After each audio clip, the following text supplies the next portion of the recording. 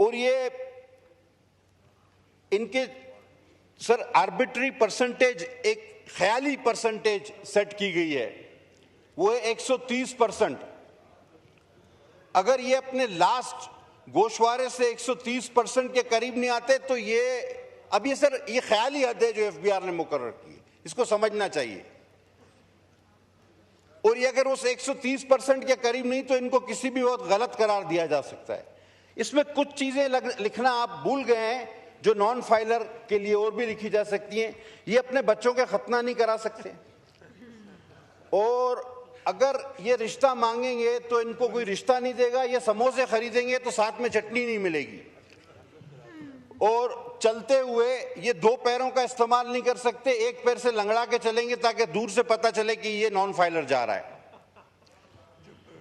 तो सर ये तमाम चीजें जो है ये मैंने आइन के वो आर्टिकल भी बताए जिसके ये खिलाफ है। अब आगे चलें सर, ये 138 और 140 टैक्स की वसूली, अब ये टैक्स की वसूली कम और बत्तागिरी ज्यादा है सर।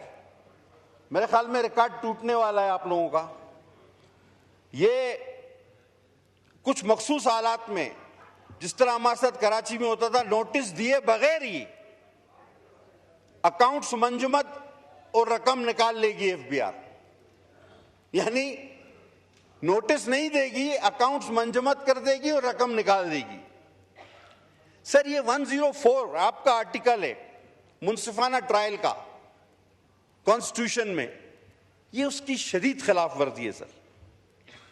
ये कारोबारी अफराद को टोटल एफबीआर के रहमो करम पर करता है। सर ये एफबीआर को क्या आप कोई जल्लाद बनाने जा रहे हैं? नैब से तो चले ये भी बात हो चुकी, मैं रिपीट नहीं करूंगा।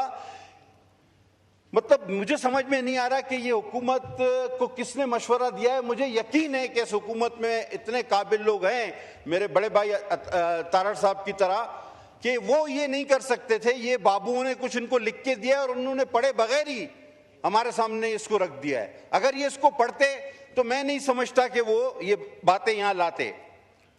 अब सर इनलैंड रेवेन्यू ऑफिसर की तैनाती को दे दे, ये 175 सी है सर, इनका 175 सी।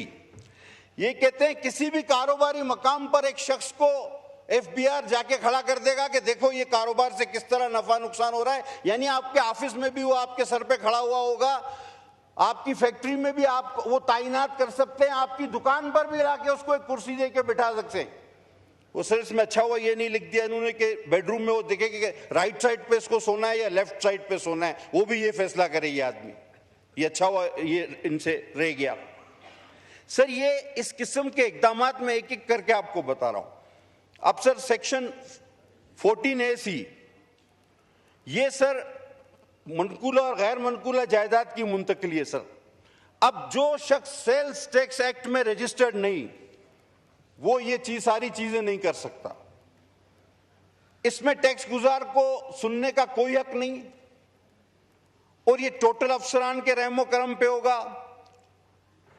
और सर यानी कि अब इनकम टैक्स का एक ऑफिसर, पहले आपको उसके पास पेश होना पड़ेगा और आपको बताना पड़ेगा कि मैं क्या चीज खरीदने के काबिल हूं और मैं क्यों काबिल हूं, मैंने ये पैसे कहां से लाए, कैसे आए। और अब मैं सर खरीद ले तो उसके बाद तो टैक्स वो हमेशा देता ही है, लेकिन अब पहले आपको बताना होगा कि मैं फलां चीज खरीदना चाहता हूं। अब वो उस पर मुनस्सर है, वो कहे कि भाई तुम नहीं खरीदो। यानी हक के कारोबार भी मशरूत कर दिया गया है इनकम टैक्स के ऑफिसरों से कि वो अब आपको बताएंगे कि आप क्या खरीद सकते हैं, क्या बेच सकते हैं, क्यों खरीद रहे हैं, क्या खरीद रहे हैं। अब ये कोई अक्लमंदी वाली चीजें हैं? यानी आपको अपना, यानी एक शरीफ इंसान उसको कायल करेगा एक 17, 18, 19 ग्रेड के अफसर को कि भाई ये मैं चीज बेचने या खरीदने जा रहा हूं, मेहरबानी करके इजाजत दे दो, और वो फैसला करेगा उस शरीफ शहरी का कि हाँ भाई तुम ये करो या ना करो। उसके दिल में आए तो कहेगा नहीं, सवाल ही पैदा नहीं होता। अब सर ये सेक्शन इनका है 37AA और AA, ये इनलैंड रेवेन्यू, ये शक की बुनियाद पे ये शक की बुनियाद पे किसी को भी गिरफ्तार कर सकते हैं कमिश्नर की इजाजत के बगैर। सर, ये इख्तियार तो नैब को भी नहीं था, ये इख्तियार FIA को भी नहीं है, ये सिर्फ इजराइल के पास है। ये इख्तियार अल्लाह ने सिर्फ इजराइल को दिया और अब इन्होंने FBR को दे रही है कि बगैर नोटिस के इजराइल अल्लाह ताला के हुक्म पर जब चाहे किसी की जान ले सकता है। ये इजराइल के बाद ये इख्तियार सिर्फ इनकम टैक्स को दिया जा रहा है। बहरहाल, और उसके गिरफ्तारी के बाद तहकीक होगी कि आया ये शख्स गलत था या सही। अब आपको पकड़ के जूते मारते हुए हथकड़ी लगा के रोड से ले जाएं कमीज उतार के और 2 घंटे या 4 घंटे दूसरे दिन बाद कहें कि नहीं यार ये शरीफ आदमी था, छोड़ दिया। ये कहां की अक्लमंदी है कि गिरफ्तारी के बाद एक शरीफ इंसान के उसको जो है बेगुनाह करार दिया जाए। ये सेक्शन 37A और AA है, ये पढ़ लेते काश। अब सर, ऑडिट फर्म्स का मामला, आखिरी बात इस पर करूंगा फिर आगे चलता हूं, वैसे तो बहुत सारी बातें हैं। सर, ये ऑडिट ओवरसाइट बोर्ड जो होते हैं, ये स्टॉक एक्सचेंज की ऑडिट ओवरसाइट बोर्ड जो है वो खुद अपनी जो है वो इनकी चार्टर्ड अकाउंटेंट जो इंस्टीट्यूट ऑफ चार्टर्ड अकाउंटेंट वो इनका ऑडिट करती। सर, अब एक ऑडिटर पे भी ऑडिटर बिठा दिया है। अब इन्होंने बजाय इंस्टीट्यूट ऑफ चार्टर्ड अकाउंटेंट के ICAP पे ये एक इदारा है उसको ये भेजेंगे और अपनी मर्जी के फैसले कराएंगे। सर, आखिर ये सारी चीजें करके ये क्यों समझते हैं कि पाकिस्तान में कारोबार फैलेगा फूलेगा, कोई यहां आकर इन्वेस्टमेंट करेगा? कोई पागल हो गया भाई कि जिसके घर में तुम आदमी खड़ा कर दो, जिसकी दुकान में आदमी खड़ा कर दो, जिसके मकान पे आदमी खड़ा कर दो, जिसकी फैक्ट्री पे आदमी खड़ा कर दो, तुम्हारे पास आके इन्वेस्टमेंट करेगा, कारोबार करेगा।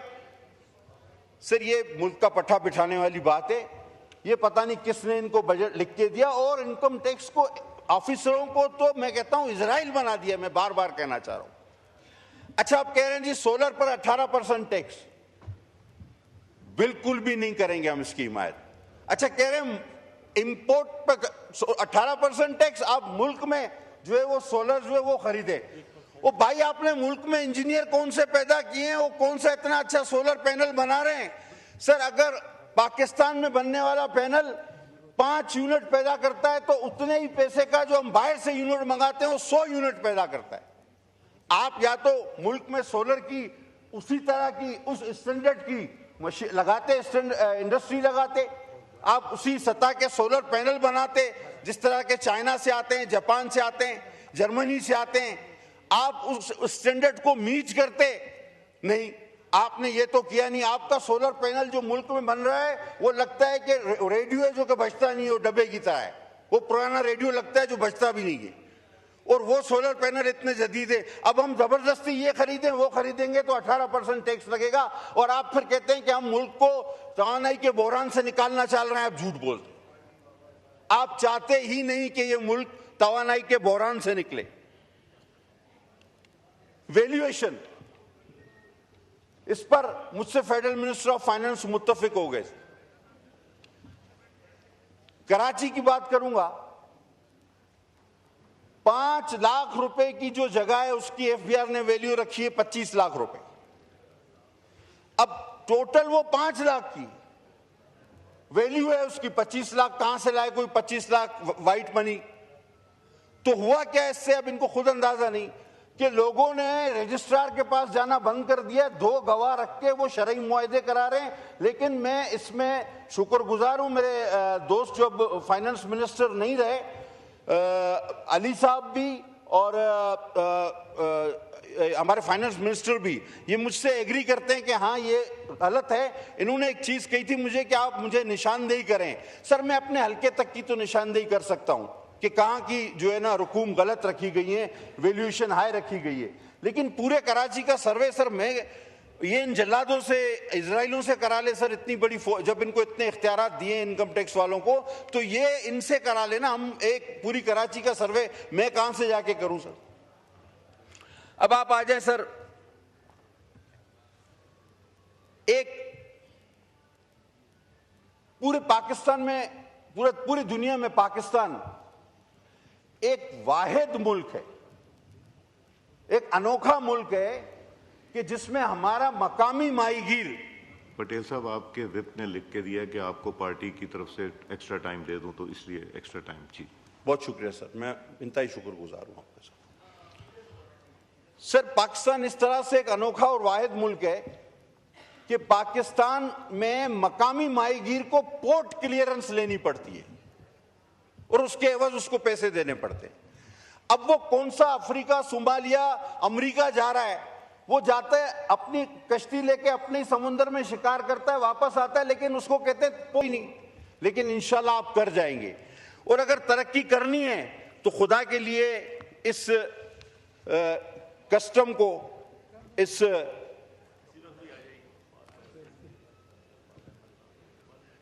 एफबीआर को आप लगाम दें।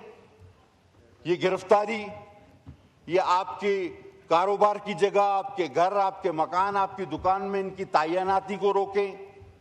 ये बगैर सबूत के, बगैर नोटिस के अकाउंट मंजमद करना और किसी को भी शक की बुनियाद पर गिरफ्तार करना, ये सारा इस बजट का हिस्सा है, इस बिल का हिस्सा है। तो ये आप लोगों को भगाना चाहते हैं इस मुल्क से, जो कि पहले ही भाग रहे हैं, या आप चाहते हैं कि कोई ना कोई जिस रास्ते पे हम चल निकले उस पे चल पड़े। सर, कौम में खुशी की एक लहर थी, है, अल्हम्दुलिल्लाह, जैसा कि हमने इसी जगह पे खड़े होकर कहा था कि हमारी कौम में, हमारी अफवाज में वो जज्बा है कि हम दुश्मन को मुंह तोड़ जवाब दे सकते हैं, और अल्हम्दुलिल्लाह सुम्मा अल्हम्दुलिल्लाह हमने दिया।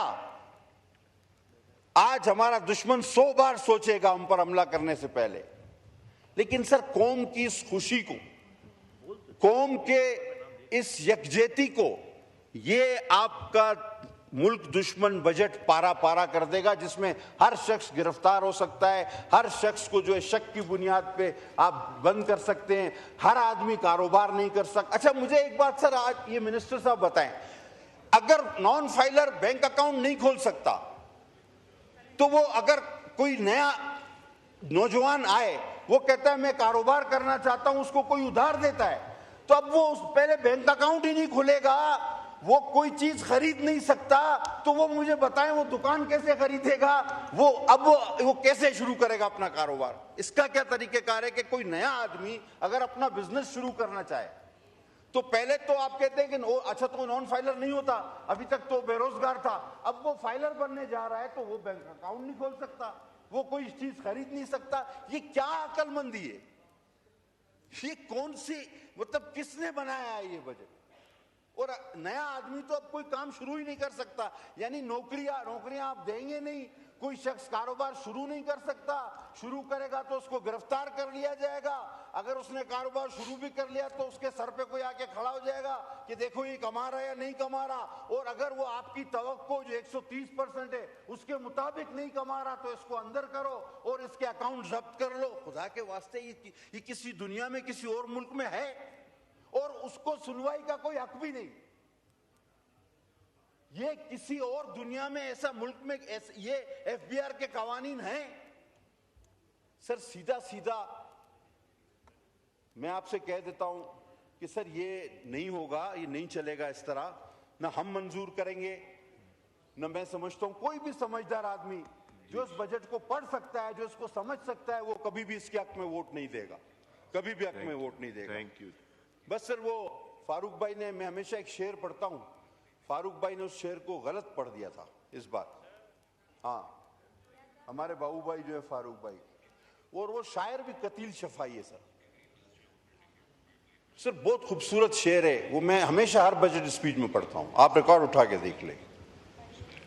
और ये मैंने 2008 में इसलिए पढ़ा था कि मेरी अजीम कायद शहीद मोहतरमा बेनजीर भुट्टो साहबा शहीद हो गई, तो मैंने उनके लिए ये पढ़ा था कि मुझे दुख हुआ कि उसको दोबारा गलत क्यों पढ़ा गया। 2008 में, 2007 में उनकी शहादत हुई, तो 8 में हमने बजट पेश किया और नवीद कमर ने टपकते हुए आंसुओं के साथ वो बजट पेश किया था, और हमारी ये फीलिंग थी, और ये शेर उस फीलिंग की गमाजी करता है कि हिसाब उम्र का हिसाब उम्र का इतना सा गोशवारा है, तुझे निकाल के देखा तो सब खसारा है। बड़ी मेहरबानी सर, बहुत शुक्रिया, थैंक यू।